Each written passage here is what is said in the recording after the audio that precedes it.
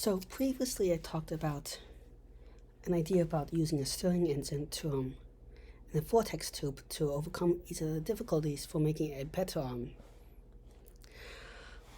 refrigerator or heat pump. Here I have a new idea, and that is we can use sonic energy to actually pump the whole fluid nicely throughout the whole thing.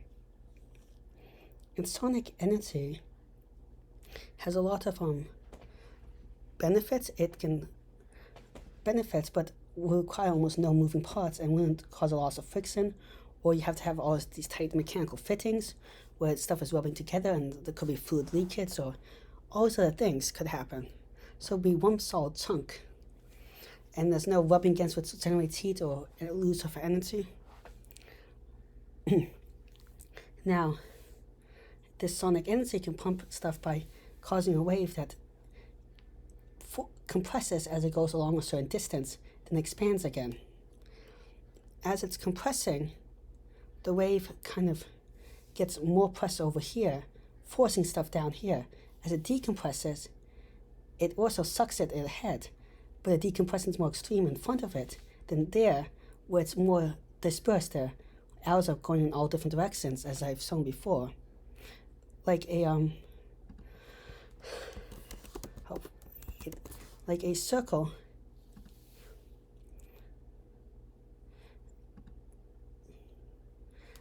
Like in a circle when stuff expanding. Oh, nice. In that it doesn't remember.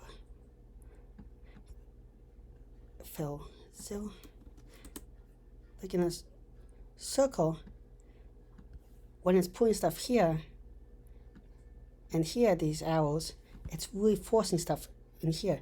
But when it's pulling it apart, the energy disperses and it's not as focused, so it doesn't have as much of an effect. But it still has effect on the heating and cooling, like a refrigerator side of compressing stuff.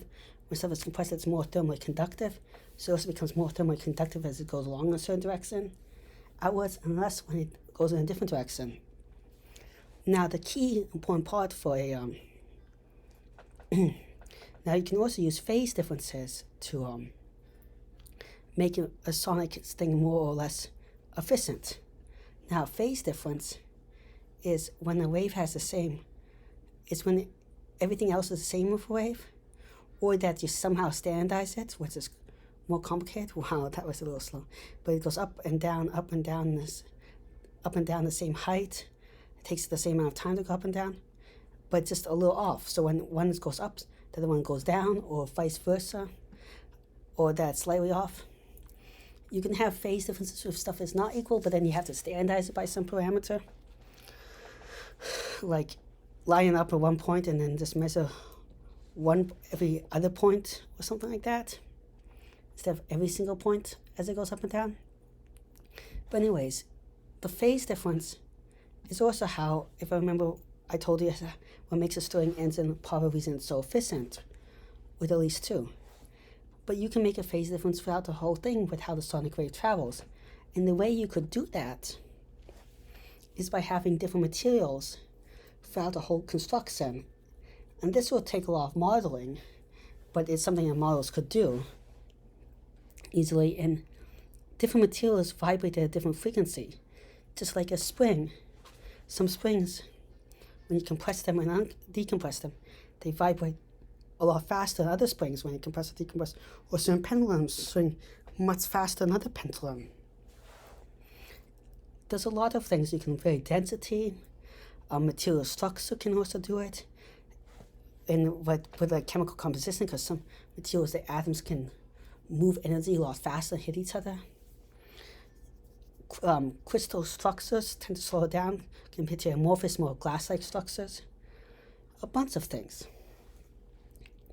Now, also having different phase ones can make the sound wave go in different directions, as every time it changes medium, sound waves spread in different directions, which could also lead to a pump that pumps stuff this way and this way efficiently. And then, on the outside pump, all you need is a shaking thing.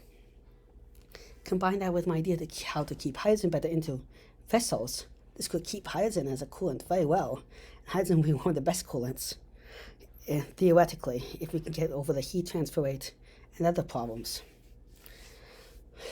You could also, because it's not very moving parts, make this much more easily on a micro nano scale.